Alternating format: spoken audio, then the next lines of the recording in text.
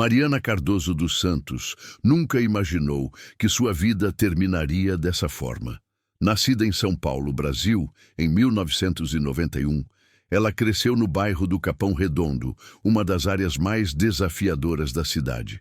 Sua infância foi marcada pela violência, pobreza e pela luta constante pela sobrevivência, que definiu a vida de milhões de pessoas nas periferias urbanas do Brasil. Sua mãe trabalhava como faxineira em casas ricas da cidade, enquanto seu pai desapareceu quando Mariana tinha apenas 5 anos, deixando para trás nada além de dívidas e promessas não cumpridas. Apesar das dificuldades, Mariana possuía algo raro, uma inteligência excepcional combinada com uma beleza impressionante. Os professores perceberam seu potencial desde cedo. Ela se destacava em matemática e idiomas, aprendendo inglês sozinha, assistindo a filmes americanos com legendas e praticando a pronúncia sozinha em seu pequeno quarto. Quando completou 17 anos, ela falava português, inglês e tinha começado a aprender espanhol. Seu sonho era simples, mas aparentemente impossível, escapar do ciclo de pobreza que prendia sua família há gerações. Depois de terminar o ensino médio, a universidade continuava financeiramente fora de alcance. Em vez disso, Mariana trabalhou em vários empregos simultaneamente. Ela vendia cosméticos de porta em porta durante as manhãs, trabalhava na recepção de uma academia local à tarde e passava as noites como garçonete em um restaurante na Vila Madalena, um bairro boêmio frequentado por artistas, turistas e brasileiros ricos. Foi lá, entre a arte de rua colorida e os bares da moda, que sua vida daria sua primeira grande reviravolta. O restaurante atraía um público internacional. Empresários estrangeiros, expatriados e viajantes lotavam as mesas todas as noites. Mariana aprendeu rapidamente a lidar com diferentes culturas, a encantar os clientes para que deixassem gorjetas generosas e a usar sua inteligência para se envolver em conversas que iam além do simples atendimento. Ela entendeu que, em um mundo estruturado pela desigualdade, a beleza e a inteligência podiam ser usadas como ferramentas de sobrevivência. Na sua cabeça, não era manipulação, era adaptação.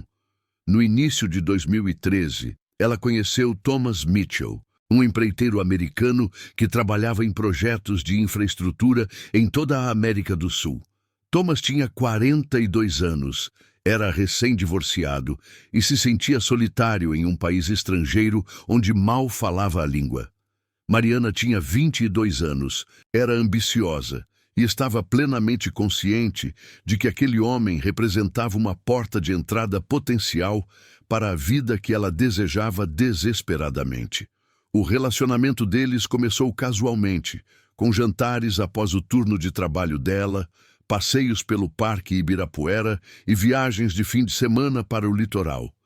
Thomas ficou encantado com a energia dela, seu riso e a maneira como ela o fazia se sentir jovem novamente.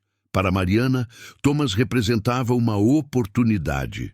Em 6 meses, eles se casaram em uma pequena cerimônia civil no cartório de São Paulo.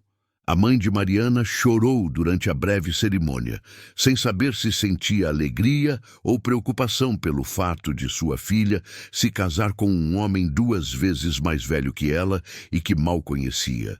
3 semanas depois, Mariana desembarcou no Aeroporto Internacional de Miami com um visto de cônjuge, 2 malas contendo tudo o que possuía e um coração cheio de esperança e cálculo em partes iguais. O primeiro ano nos Estados Unidos foi de adaptação. Thomas trabalhava longas horas gerenciando canteiros de obras na Flórida, muitas vezes viajando por semanas a fio. Mariana ficava em seu modesto apartamento em Coral Springs, aprendendo sozinha a navegar pela cultura americana através da televisão, dos supermercados e das interações com os vizinhos. Ela se matriculou em uma faculdade comunitária, fazendo cursos de administração de empresas e melhorando seu inglês até que não restasse nenhum traço de sotaque. Ela estava determinada a se integrar completamente, a se tornar indistinguível dos americanos nativos. Mas o casamento não foi construído com base no amor, e ambas as partes sabiam disso, mesmo que nenhuma delas dissesse a verdade em voz alta. Thomas queria companhia e alguém para voltar para casa. Mariana queria estabilidade e um caminho para a cidadania. O acordo funcionou até não funcionar mais. Thomas começou a beber mais. Seu temperamento emergiu durante discussões sobre dinheiro, sobre o desejo de Mariana de trabalhar fora de casa, sobre o vazio fundamental no cerne de seu relacionamento. Ele se tornou controlador, monitorando suas ligações, questionando seu paradeiro e, gradualmente, isolando-a dos poucos amigos brasileiros que ela havia feito no sul da Flórida. A violência começou pequena, um empurrão durante uma discussão, um aperto em seu braço que deixou hematomas, palavras destinadas a diminuir seu valor, a lembrá-la de que ela dependia dele para tudo, seu status legal, sua moradia, sua sobrevivência neste país estrangeiro. Mariana absorveu tudo isso, calculando suas opções. Ela não podia simplesmente ir embora. Seu status de imigração estava vinculado ao casamento. O divórcio significava uma possível deportação de volta ao Brasil, de volta à pobreza da qual ela havia lutado tanto para escapar. Em vez disso, ela começou a planejar. Ela documentou os abusos por meio de fotos dos hematomas, gravou discussões em seu telefone e manteve diários detalhados. Ela consultou advogados de imigração sobre suas opções, aprendendo sobre as disposições da lei contra a violência contra as mulheres, que poderiam fornecer um caminho para a residência independente de seu agressor. Mas, mais importante, ela começou a construir uma vida fora do controle de Thomas. Ela encontrou trabalho em uma imobiliária de propriedade de brasileiros em Fort Lauderdale, inicialmente como recepcionista, mas rapidamente passando para vendas. Suas habilidades linguísticas, fluência cultural nos contextos brasileiro e americano e carisma natural a tornavam excelente em conectar compradores internacionais com propriedades. O dinheiro proporcionou independência. Pela primeira vez, desde que chegou aos Estados Unidos, Mariana tinha sua própria conta bancária, sua própria renda, seu próprio poder. Foi através do negócio imobiliário que ela conheceu as pessoas que acabariam por levar à sua ruína. Alguns clientes não estavam interessados em investimentos imobiliários legítimos. Eles precisavam de maneiras de movimentar dinheiro, estabelecer residência legal através da propriedade imobiliária, criar a aparência de negócios legítimos enquanto conduziam operações que existiam em áreas cinzentas da lei. Mariana não fazia muitas perguntas. Ela facilitava transações, conectava pessoas e recebia comissões que excediam em muito o que ganhava com vendas padrão. Em 2015, ela pediu o divórcio de Thomas. O processo foi amargo e demorado. Thomas contestou tudo. Contratou um advogado caro e tentou deportá-la, alegando que o casamento era fraudulento desde o início. Mas Mariana estava bem preparada. Sua documentação de abuso, combinada com seu emprego estável e laços comunitários, permitiu que ela obtivesse um visto U reservado para vítimas de crimes. O divórcio foi finalizado no início de 2016. Thomas foi obrigado a ficar longe dela. Ela finalmente estava livre, ou assim pensava. A liberdade que Mariana ganhou com o divórcio era inebriante, mas durou pouco. As despesas legais esgotaram suas economias, e o mercado imobiliário no sul da Flórida havia se tornado cada vez mais competitivo. Ela precisava de dinheiro, não apenas para sobreviver, mas para prosperar, para provar a si mesma que havia realmente escapado das limitações de seu passado. As comissões legítimas não eram mais suficientes. Ela precisava de algo mais substancial, mais lucrativo. Seu envolvimento mais profundo em transações questionáveis começou gradualmente. Um cliente perguntou se ela poderia ajudar a estabelecer empresas de fachada para deter propriedades. Outro precisava de ajuda para abrir contas bancárias usando documentação estrangeira. Cada pedido a empurrava um pouco mais para a ilegalidade, mas o dinheiro era excepcional. Em poucos meses, Mariana estava ganhando mais do que jamais imaginara ser possível. Ela se mudou para um apartamento de luxo em Brickell, dirigia um BMW alugado e usava roupas de grife que transformaram completamente sua aparência. Mas o estilo de vida trazia riscos que ela não havia previsto totalmente. No final de 2016, investigadores federais começaram a examinar uma rede de lavagem de dinheiro que operava em todo o sul da Flórida. A operação envolvia cidadãos brasileiros que canalizavam rendimentos do tráfico de drogas por meio da compra de imóveis, exatamente o tipo de transação que Mariana vinha facilitando. Ela não sabia a extensão total do que estava envolvida até que agentes do FBI apareceram em seu apartamento uma manhã com um mandado de busca. As provas contra ela eram substanciais. Registros bancários mostravam centenas de milhares de dólares movimentados por contas que ela controlava. E-mails detalhavam sua coordenação de compras de imóveis usando fundos de fontes suspeitas. Vários de seus clientes já haviam sido presos e estavam cooperando com os promotores, fornecendo testemunhos que a implicavam diretamente. A investigadora principal, a agente especial Diana Reeves, expôs a situação com brutal clareza. Mariana enfrentaria 20 anos de prisão federal, a menos que cooperasse. A escolha parecia óbvia. Mariana concordou em fornecer informações sobre as operações da rede, identificando os principais participantes e explicando como funcionava o esquema de lavagem de dinheiro. Sua cooperação foi tão valiosa que os promotores ofereceram um acordo: 5 anos de liberdade condicional com 2 anos de prisão domiciliar, seguidos por 3 anos de liberdade supervisionada. Ela evitaria a prisão por completo se cumprisse todas as condições. A alternativa era um julgamento que ela quase certamente perderia e décadas atrás das grades.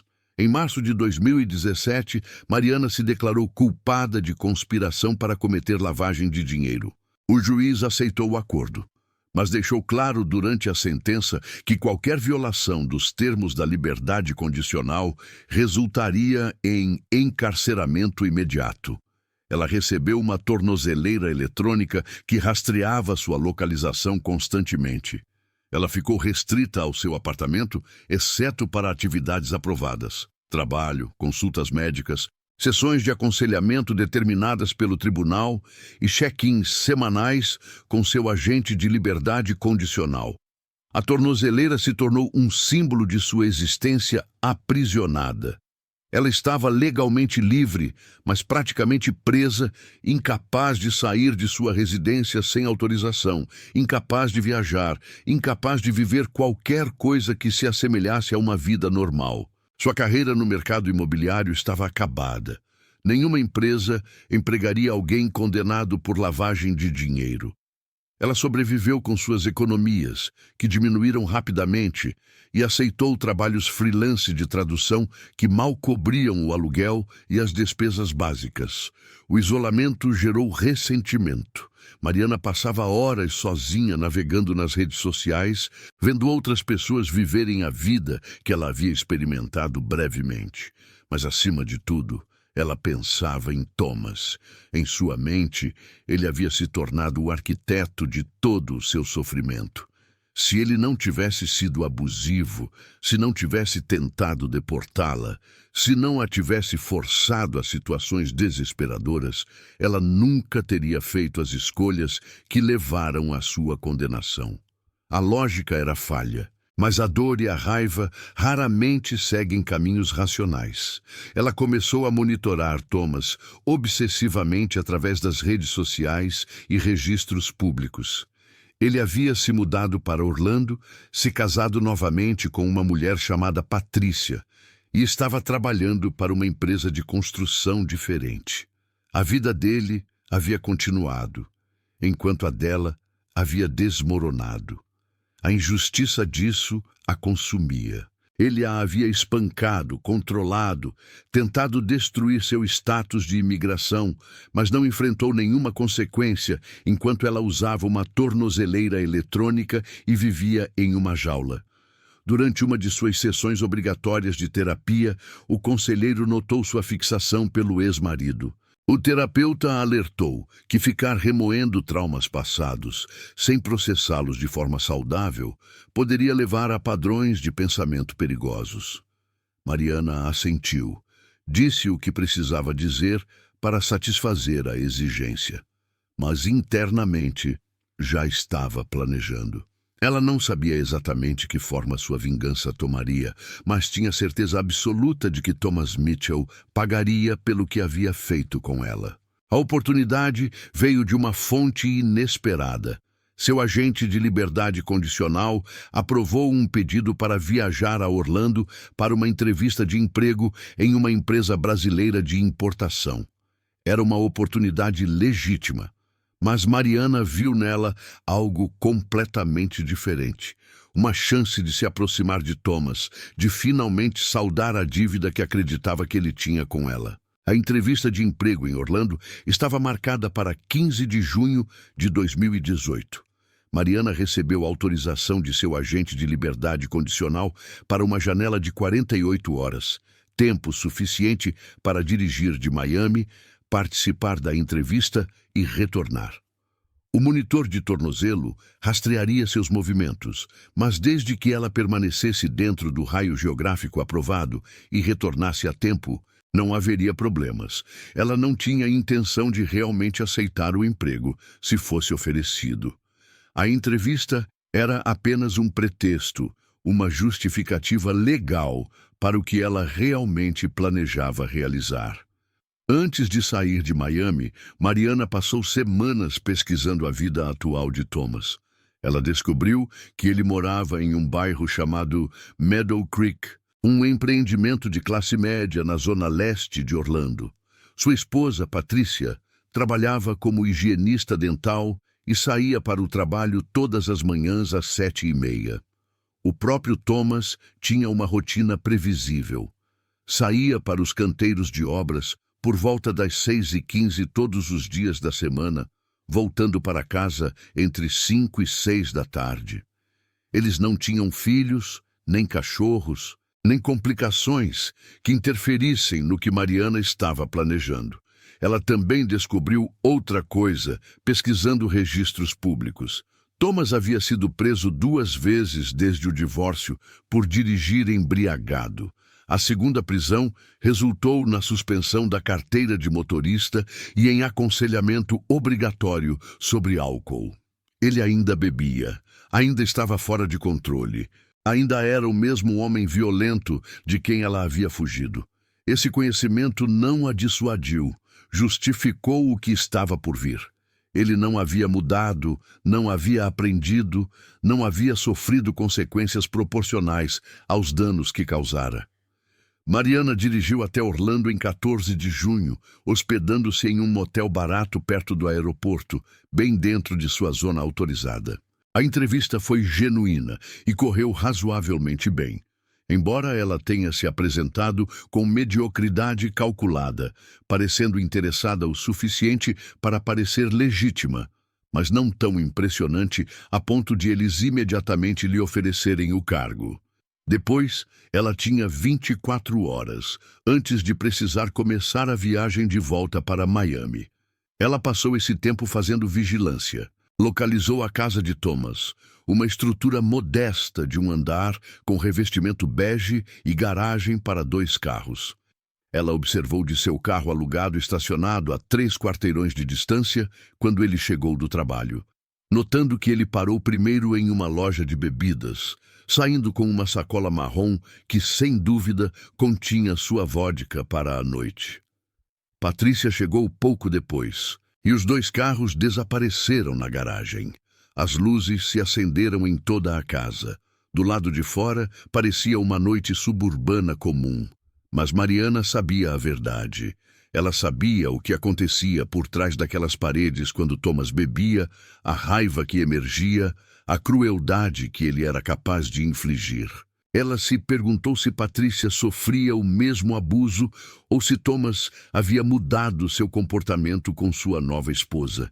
De qualquer forma, Mariana disse a si mesma que o que ela estava prestes a fazer não era apenas vingança. Era justiça, responsabilidade que o sistema legal não havia conseguido oferecer. Naquela noite, ela comprou suprimentos em um Walmart 24 horas. Corda, fita adesiva, uma faca com lâminas de reposição, sacos de lixo, produtos de limpeza e um celular pré-pago. Ela pagou em dinheiro, manteve a cabeça baixa para evitar as câmeras de segurança e voltou para o motel. O sono não veio.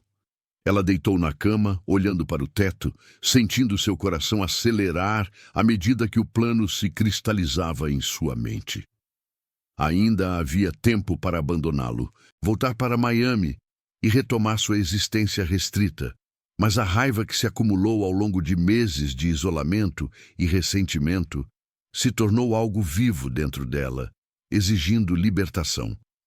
Na noite seguinte, 15 de junho, Mariana esperou até que Patrícia saísse para o turno da noite no consultório odontológico, onde ocasionalmente trabalhava até tarde. Thomas estaria sozinho, provavelmente já bêbado às 8 horas, quando Mariana se aproximou da casa. Ela vestia roupas escuras, luvas e um boné de beisebol puxado para baixo. O monitor de tornozelo continuava transmitindo sua localização, mas ela ainda estava dentro da zona autorizada de Orlando. Tecnicamente, ela não estava violando nenhum termo de sua prisão domiciliar. Ela bateu na porta. Quando Thomas a abriu, seu rosto registrou confusão, depois reconhecimento e, em seguida, algo parecido com medo. Antes que ele pudesse falar, Mariana empurrou-o e entrou na casa. O cheiro de álcool era insuportável. Seus olhos já estavam vidrados, seus movimentos ligeiramente descoordenados. Ele estava exatamente como ela se lembrava. Fraco, patético, perigoso apenas para aqueles menores e mais vulneráveis. O que aconteceu a seguir seria posteriormente descrito com detalhes clínicos durante o processo judicial. Mariana usou o elemento surpresa e o estado de embriaguez de Thomas para dominá-lo. A corda o prendeu a uma cadeira da cozinha. A fita adesiva silenciou seus protestos. E então, com uma frieza que surpreendeu até a ela mesma, ela explicou exatamente por que estava ali e qual seria o preço que ele pagaria pelos anos de abuso, por tentar destruir sua vida, por escapar das consequências enquanto ela sofria. O ato em si foi brutal e deliberado. Usando a faca, Mariana mutilou Thomas da maneira mais íntima e simbólica possível.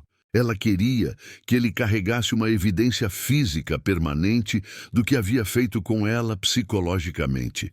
A violência foi chocante em sua precisão, projetada não para matar, mas para marcar permanentemente, para garantir que todos os dias, pelo resto de sua vida, Thomas Mitchell se lembrasse de Mariana Cardoso e entendesse que as ações têm consequências inevitáveis. Quando terminou, ela mesma ligou para o 911, relatando calmamente que havia ocorrido um incidente e que os serviços de emergência eram necessários.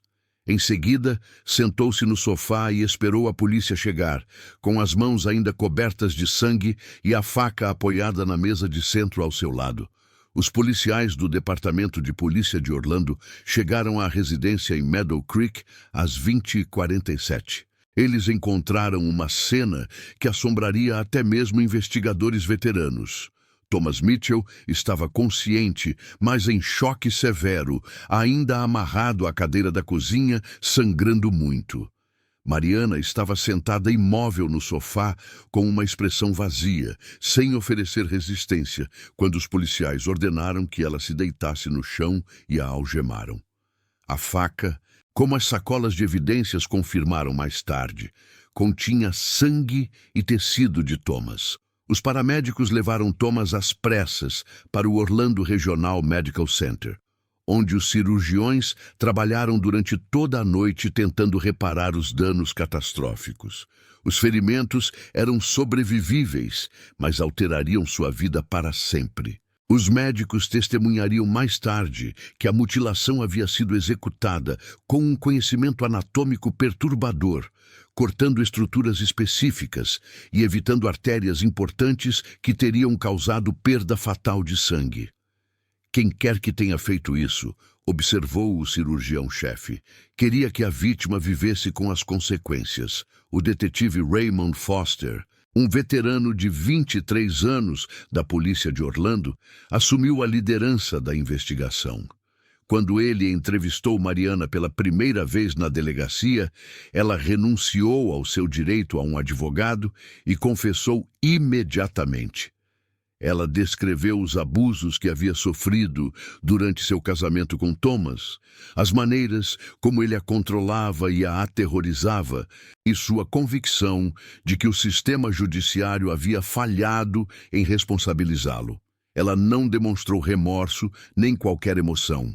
Foster havia entrevistado centenas de criminosos violentos durante sua carreira, mas a fria racionalidade de Mariana o perturbou de uma forma que os criminosos emocionais nunca haviam feito. O caso atraiu imediatamente a atenção da mídia nacional. As manchetes gritavam variações da mesma narrativa. Mulher brasileira em prisão domiciliar mutila ex-marido em ataque de vingança. Programas de notícias a cabo debateram se este era um caso de resposta extrema à violência doméstica ou tortura premeditada. Grupos feministas ficaram divididos, alguns argumentando que Mariana representava o fracasso definitivo dos sistemas destinados a proteger vítimas de abuso, enquanto outros condenavam suas ações como indefensáveis, independentemente da provocação. Patricia Mitchell, atual esposa de Thomas, deu uma entrevista emocionada às emissoras de notícias locais. Ela descreveu o marido como um homem transformado que havia superado seu problema com a bebida e trabalhado duro para se tornar uma pessoa melhor. Ela afirmou não saber nada sobre o histórico de abuso de Thomas com Mariana e caracterizou o ataque como não provocado e monstruoso. A entrevista humanizou Thomas de maneiras que complicaram a percepção pública do caso. Os promotores acusaram Mariana de agressão agravada com intenção de desfigurar, sequestro e violação dos termos de sua liberdade condicional. Combinadas, as acusações acarretavam uma pena potencial de 30 anos à prisão perpétua. Seu defensor público, um advogado sobrecarregado chamado Michael Ruiz, reconheceu imediatamente a complexidade da situação. Sua cliente havia cometido um crime inegavelmente brutal, mas o contexto de abuso doméstico contínuo criava fatores atenuantes potenciais que um júri poderia considerar. A audiência preliminar ocorreu 3 semanas após o ataque. Thomas compareceu por videoconferência de uma clínica de reabilitação com um depoimento hesitante e obviamente doloroso. Ele reconheceu que seu casamento com Mariana tinha sido conturbado e admitiu as prisões por dirigir embriagado que se seguiram ao divórcio. No entanto, ele negou veementemente ter abusado fisicamente dela, caracterizando as alegações dela como invenções destinadas a justificar seu comportamento criminoso. Sem testemunhas corroborantes ou registros médicos da época do suposto abuso, sua negação teve peso. A equipe de defesa de Mariana enfrentou um dilema estratégico. Eles poderiam buscar uma defesa por insanidade temporária, argumentando que anos de trauma haviam causado um colapso psicológico. Alternativamente, eles poderiam reconhecer o crime, enfatizando o histórico de abuso, na esperança de obter a simpatia do júri, o que poderia resultar em uma redução das acusações. A própria Mariana complicou essas estratégias ao se recusar a expressar remorso ou alegar doença mental. Ela insistiu repetidamente que estava plenamente consciente de suas ações e acreditava que Thomas merecia o que aconteceu com ele.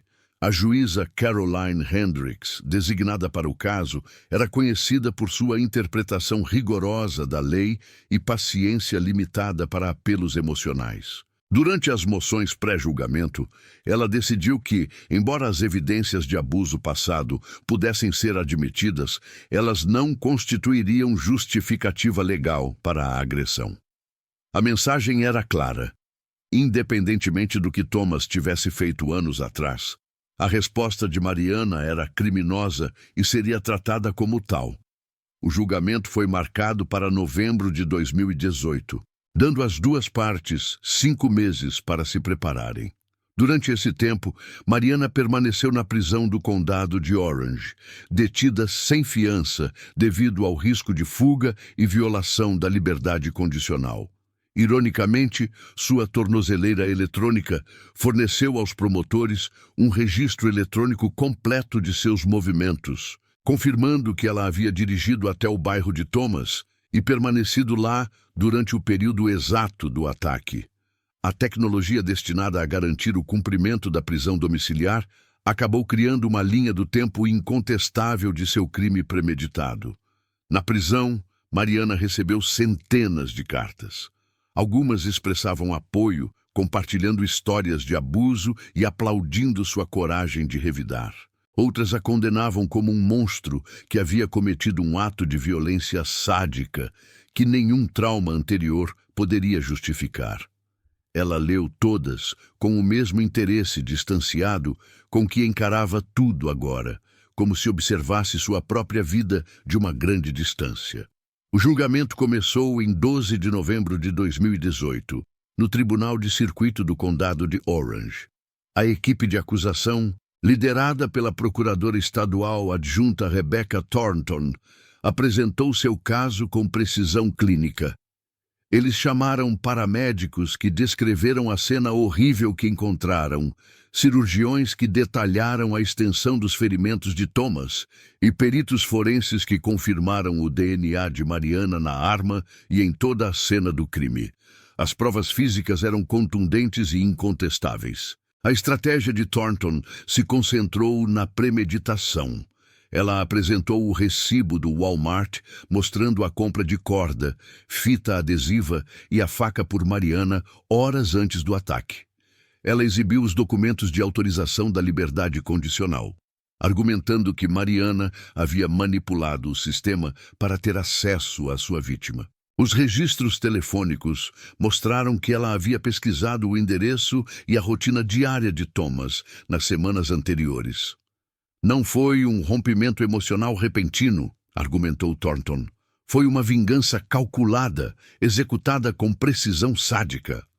Thomas testemunhou no quarto dia do julgamento. Ele parecia abatido, falando baixinho sobre os danos físicos e psicológicos permanentes que havia sofrido. Ele descreveu ter acordado no hospital, descobrindo o que havia sido feito com ele e o trauma contínuo de viver com uma mutilação irreversível. Seu testemunho foi devastador em sua vulnerabilidade. Patrícia sentou-se na primeira fila, chorando abertamente, reforçando a imagem de uma família destruída pela violência. Quando Thornton perguntou sobre as alegações de abuso, Thomas manteve suas negativas. Ele admitiu ser um marido difícil, beber demais e ter discussões durante o casamento, mas rejeitou categoricamente as alegações de violência física, sugerindo que Mariana havia inventado essas histórias para justificar seu crime e manipular a simpatia do público. Sem relatórios policiais ou registros médicos contemporâneos, a defesa teve dificuldade em contestar sua versão dos eventos. Michael Ruiz enfrentou uma batalha difícil ao apresentar a defesa de Mariana. Ele chamou um especialista em psicologia da violência doméstica que explicou os efeitos a longo prazo do abuso contínuo, incluindo transtorno de estresse pós-traumático, e as maneiras como o trauma pode influenciar o comportamento anos após o fim do relacionamento abusivo. O especialista testemunhou que muitas vítimas nunca denunciam o abuso devido ao medo, à vergonha ou a preocupações com a imigração, o que poderia explicar a falta de documentação no caso de Mariana. A defesa também destacou os antecedentes criminais de Thomas, as 2 prisões por dirigir embriagado, evidências de abuso contínuo de álcool e problemas de controle da raiva, documentados por meio de aconselhamento ordenado pelo tribunal. Ruiz argumentou que isso estabelecia um padrão de baixo controle de impulsos e comportamento agressivo consistente com as alegações de abuso de Mariana.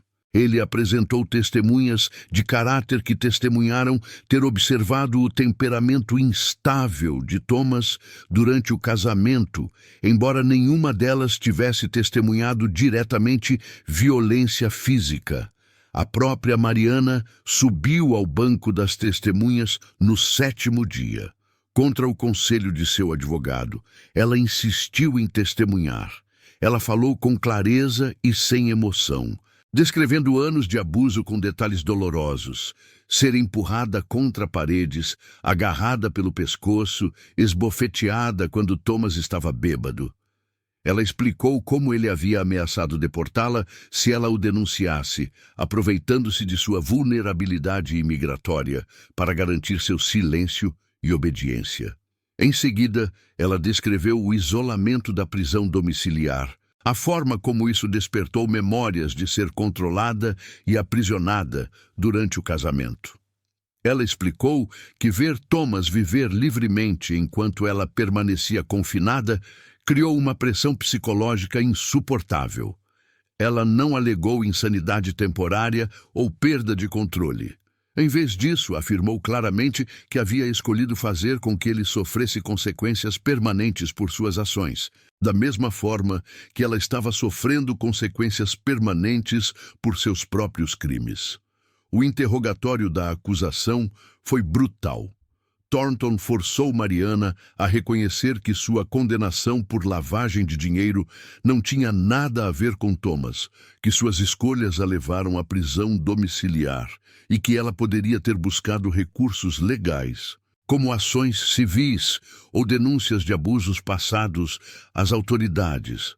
Ela fez Mariana admitir que havia comprado a faca especificamente para o ataque, que havia planejado cada detalhe e que não sentia nenhum remorso por mutilar outro ser humano.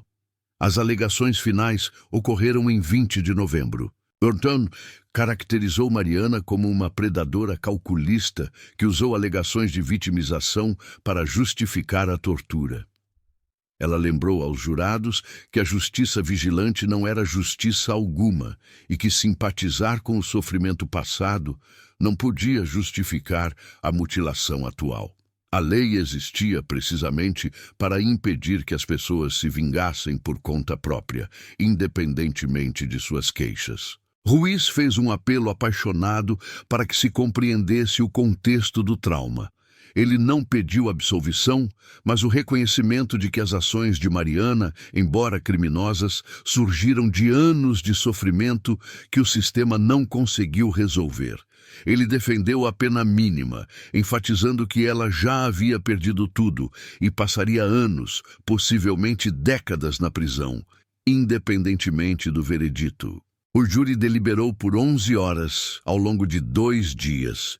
Quando voltaram, o veredito foi unânime, culpada em todas as acusações. Mariana não demonstrou nenhuma reação enquanto a porta-voz lia a decisão.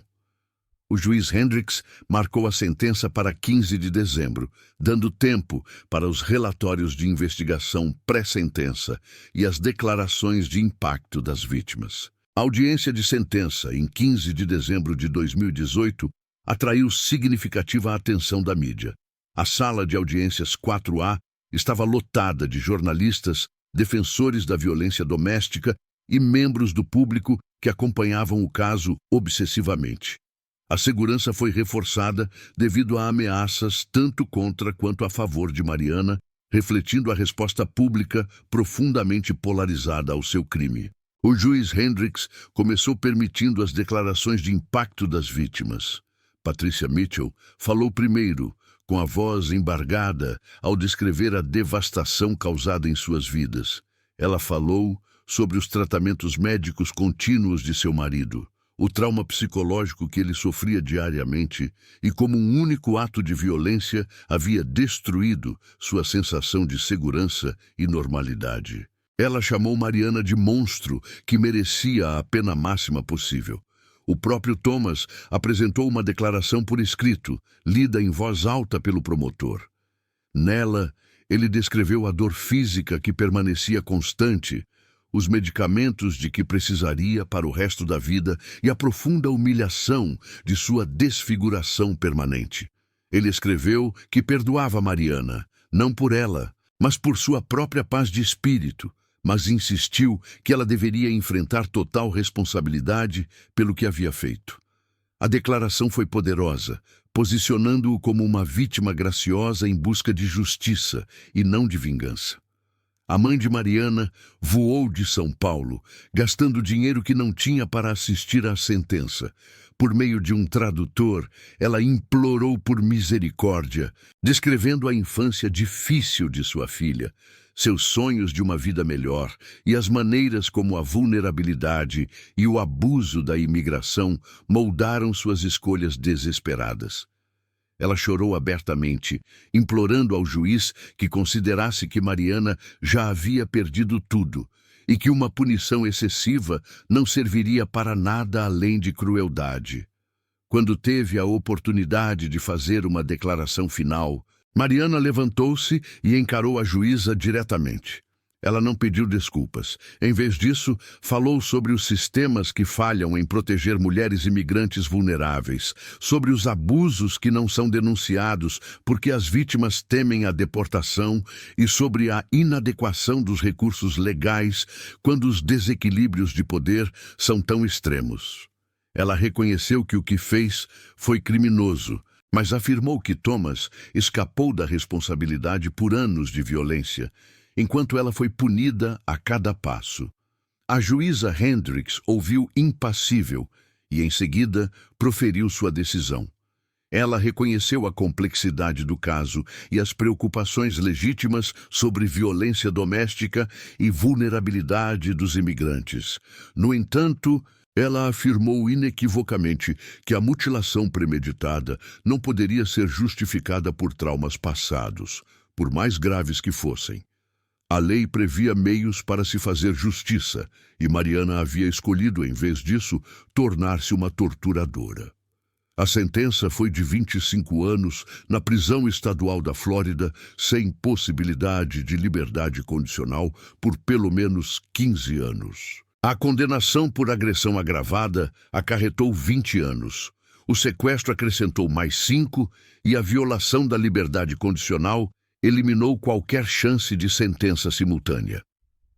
Aos 47 anos, Mariana teria pelo menos 52 antes mesmo de ser considerada para libertação e, mais provavelmente, cumpriria a pena integral saindo aos 68 anos, se sobrevivesse até lá. Mariana aceitou a sentença sem demonstrar emoção.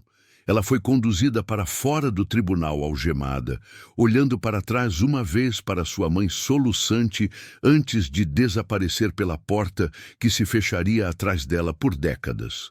O consulado brasileiro já havia indicado que não interviria além de garantir que seus direitos básicos fossem protegidos durante o encarceramento.